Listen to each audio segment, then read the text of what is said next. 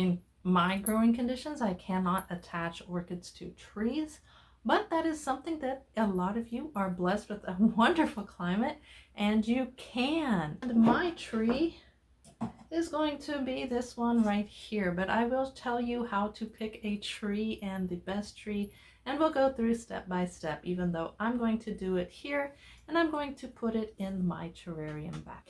If you're new to my channel, thank you so much for watching. My name is Amanda Matthews and I just share my tips of how I grow orchids indoors since my outside climate ain't that great. The first thing you'll want to know is if you can grow orchids outdoors, and if you live in the USD Zone 11, which is Southern Texas, Florida, Hawaii, Caribbean, Southern California, all those states, you can grow orchids outdoors and attach them to trees because year-round your weather is agreeable to orchids. Everywhere else, you're going to really have to watch those conditions because they can either get very hot or very cold. Now, if you are not in the United States, you will need to read up on what orchid you have and what temperatures that it will qualify for. What are the best growing conditions that it has? So follow those rules to see if you can attach your orchids to trees outside or not. If not, just stay away from that. Just mount them indoors, hang them on mounts, or do a terrarium type setup like I have here.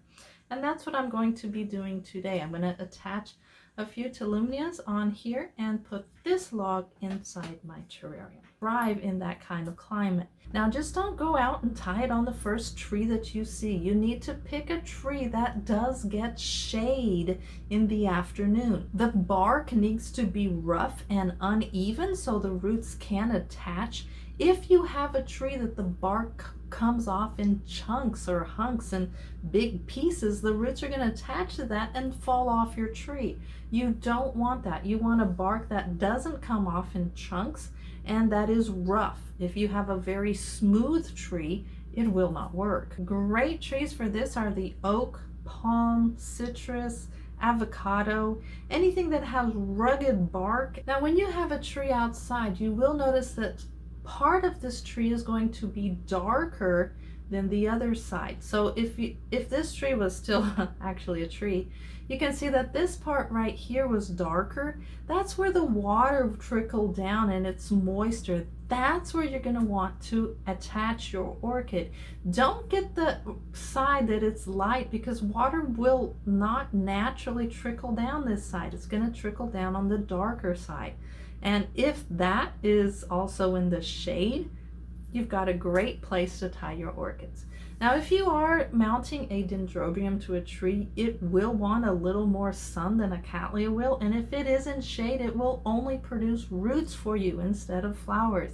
So make sure you get that dendrobium a little side on the sunnier side and keep it in the sun. You'll want to observe this all during the day, because morning sun all the way to evening sun, how much sun will this orchid get in this spot? If your tree does not have any darker or lighter sides, you have no idea where to attach it, look for lichen, the little white posts on your tree. That is where it is very humid and the air quality is great, and they are also getting water. They know where the best spot to tie your orchid to, so follow their clues. Where there is a lot of lichen, you can attach your orchid right there. If none of these items match up, just pick a south-facing side on your tree and make sure that it gets some sun and not all afternoons. Another thing to consider is how much light does your orchid get, because there are high light, medium light, and low light orchids.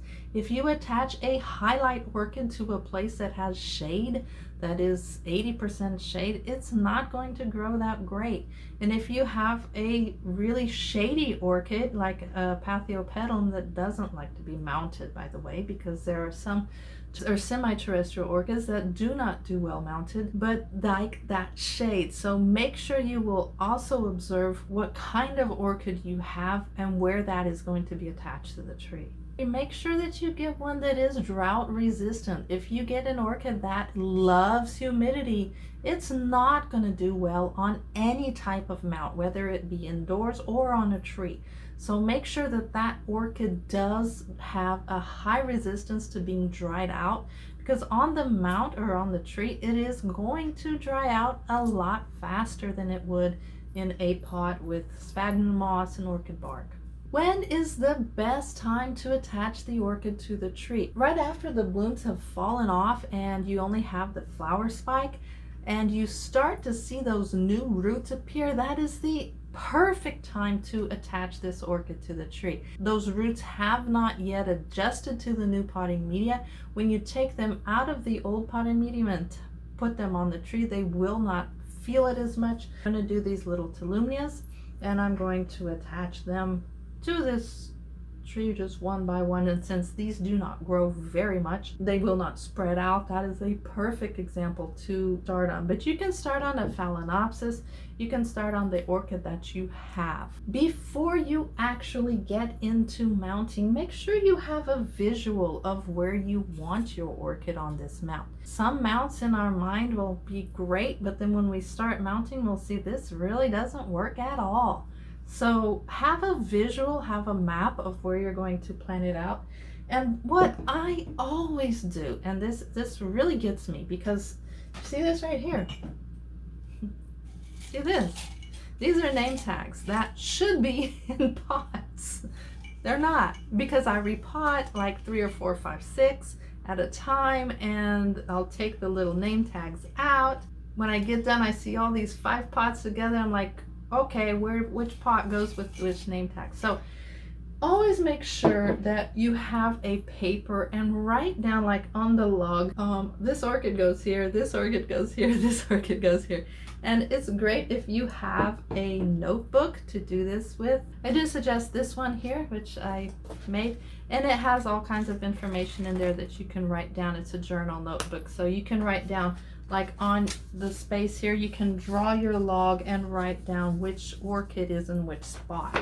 So that is on Amazon. You can also see it on my site, and you can see the link down below. And I know this is a 2-part video, so just to please the YouTube algorithm and think that this video doesn't suck, like you're clicking away and never coming back to this video, please give it a like, a comment, so there is some interaction, because I know the best part is the next video, but if you won't see the next one without watching this one. So I mean, we got to please the YouTube gods here to get this video out. So please give it a like or comment and say which orchids you have mounted. What benefits does your orchid have when it's actually growing on the tree? The first one is the perfect light and shade, because inside you'll probably have to have artificial lights, or you'll have to have a good window that gets sun in the morning from around 2 hours of the morning sun, where your orchids can actually thrive in that. The second benefit of attaching your orchid to a tree is the water quality. Your water will already have the nutrients that that tree is going to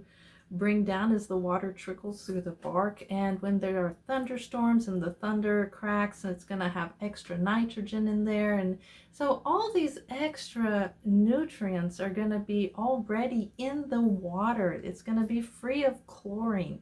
You won't have to use reverse osmosis or distilled water or any kind of treated water that you have. The rain will already provide the perfect fertilizer for your orchid too. And the third reason is drainage. Drainage. The #1 problem in orchid care is root rot, and that's because we get potting media that doesn't drain as much as it should.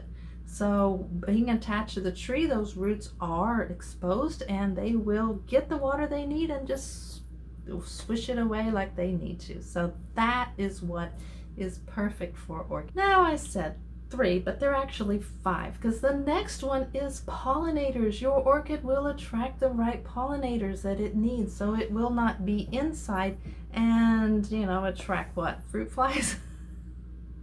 So it will attract the pollinator that it needs, and the orchid will overall be healthier. And the 5th one is wind circulation. That orchid is going to dry out extremely fast, and if you do not have your orchid on a tree, you will need an overhead fan on, circulating the whole time. On to the next video, which you can click right here.